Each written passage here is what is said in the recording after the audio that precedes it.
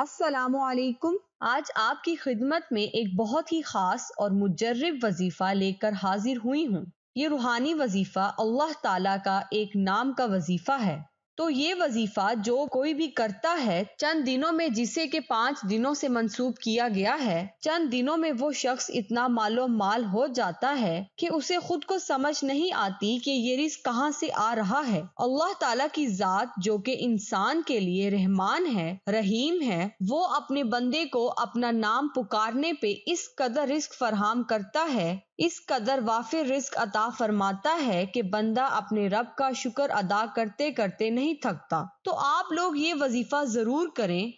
انشاءاللہ آپ کو وہاں سے رزق حاصل ہوگا جہاں سے آپ نے کبھی گمان بھی نہ کیا ہوگا۔ تو آپ کو میں آج کا یہ وظیفہ بتاؤں گی۔ تو ناظرین، اللہ تعالیٰ کا نام کا وظیفہ کرنے کے ساتھ ساتھ ہمیں پنجگانہ نماز بھی پڑھنی چاہیے، کیونکہ وظیفے کے ساتھ جو عبادت ہوتی ہیں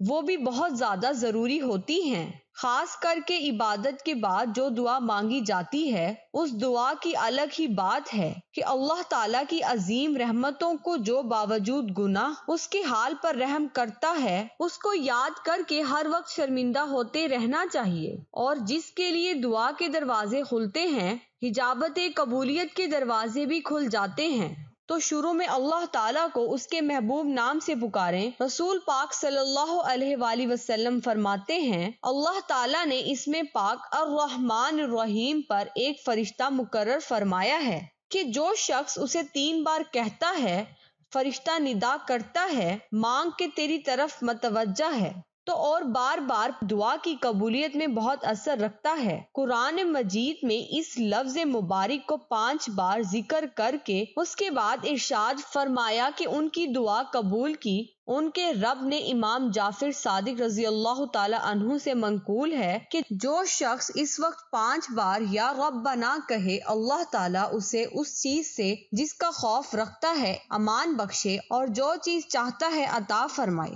پھر یہ آیتیں تلاوت کی، اور اسماء الحسنی کا فضل خود پوشیدہ نہیں، یعنی اللہ تعالیٰ کے مبارک ناموں کی فضیلت اور ان کی برکت تو ظاہر ہی ہے۔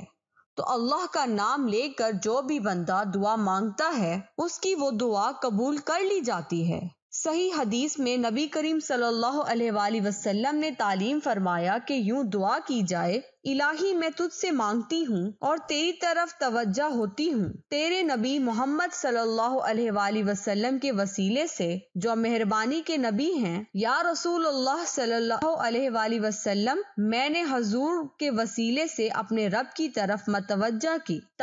کی اپنی اس حاجت کی کہ میرے لیے پوری ہو جائے میری یہ حاجت۔ صحیح بخاری میں ہے کہ امیر المومنین حضرت عمر رضی اللہ تعالی عنہ نے یہ دعا کی کہ الہی ہم تیری طرف توسل کرتے ہیں اپنے نبی صلی اللہ علیہ وآلہ وسلم کے چچا حضرت عباس رضی اللہ تعالی عنہ سے، تو اللہ کے جو نیک بندے ہوتے ہیں ان کے وسیلے سے بھی دعائیں مانگے تو وہ دعا قبول کر لی جاتی ہے۔ تو حضور غوث رضی اللہ تعالی عنہ فرماتے ہیں کہ جو کسی تکلیف میں مجھ سے دعا مانگے وہ تکلیف دور ہو، اور جو کسی سختی میں میرا نام لے کر پکارے وہ سختی دفع ہو، اور جو کسی حاجت سے وسیلہ کرے مجھے وہ حاجت روا ہو۔ اور فرماتے ہیں جب تم اللہ تعالیٰ سے سوال کرو تو میرے وسیلے سے مانگو، تمہاری مراد پوری ہو جائے گی۔ اور اللہ تعالیٰ سے مانگے، دن رات مانگے، ہتھیلیاں پھیلا کر مانگے، تو جو شخص انتہائی عاجزی و انکساری سے ہتھیلیوں کو بند کر کے اللہ کی بارگاہ میں سب سو رہے ہوں اور وہ سجدہ ریز ہو، تو جب اللہ تعالیٰ سے مانگتا ہے تو اللہ تعالیٰ اس پر رحمتوں کے دروازے کھول دیتا ہے، اس پر نیکیوں کے دروازے اس کے لیے کھول دیتا ہے، اسے اس قدر عطا فرما دیتا ہے کہ وہ بندہ خود حیران ہو جاتا ہے کہ مجھے کہاں سے اتنا رزق، اتنی فضیلتیں، اتنی برکتیں مجھے آخر کہاں سے حاصل ہو گئی ہیں۔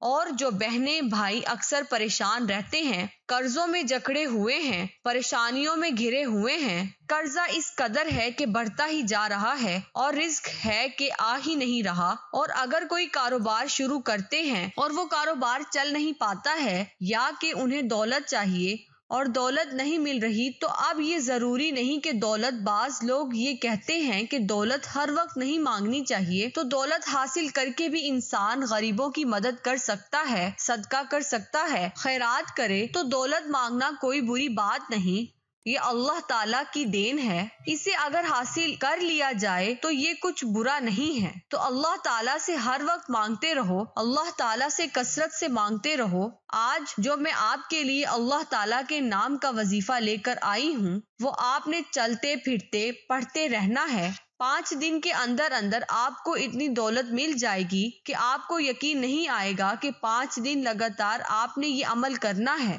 نہایت ہی آسان سا عمل ہے، تو آپ نے اس عمل کے لیے آپ کو باوضو ہونے کی ضرورت نہیں، بس آپ پاک ہوں۔ تو آپ نے کیا کرنا ہے کہ جب بھی یہ عمل کرنا ہے، اگر آپ باوضو ہیں تو اس سے اچھی کوئی بات نہیں، جب آپ نماز فجر ادا کر لیں، نماز فجر ادا کرنے کے بعد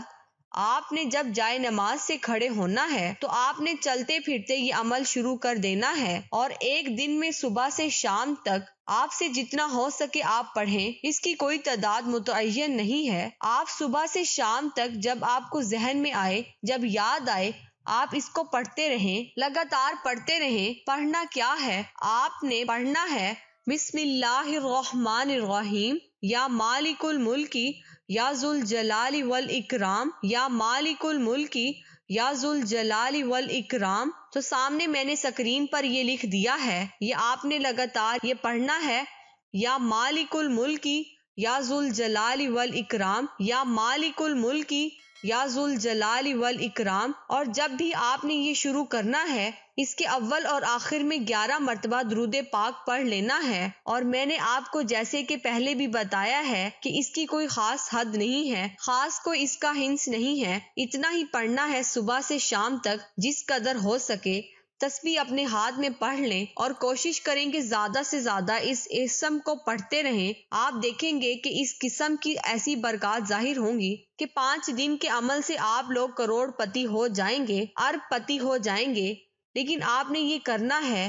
آپ کے ہاتھ میں پیسہ آتا جائے، سب سے پہلے اس رزق میں سے آدھا رزق، آدھا پیسہ، آدھا جو ہوگا آپ کے کاروبار میں حصہ، جو بھی پیسہ وغیرہ آئے گا، جو بھی برکت آئے گی، وہ اپنے کسی غریب محتاج کو صدقہ کر دینا ہے۔ انشاءاللہ اس صدقے کی برکت سے اللہ تعالیٰ آپ کو اور زیادہ عطا فرمائیں گے۔ اے اللہ، جو میرے مقدر میں نہیں لکھا اس کی کوشش اور تمنا میں مجھ کو مبتلا نہ کرنا، اور جو میرے تقدیر میں لکھ دیا ہے اسے میرے لیے آسان کر دینا، آمین۔ رسول اللہ صلی اللہ علیہ وآلہ وسلم نے فرمایا، بہترین اجر والا صدقہ یہ ہے کہ تم تندرستی و توانائی ہوتے ہوئے اس وقت صدقہ کرو کہ جب خود تمہیں مال کی حرص ہو، تنگ دستی کا ڈر ہو اور خوشحالی کی جستجو ہو۔ اللہ پاک آپ سب کا حامی و ناصر ہو، آمین ثم آمین۔ اس چینل کو سبسکرائب ضرور کیجیے، شکریہ۔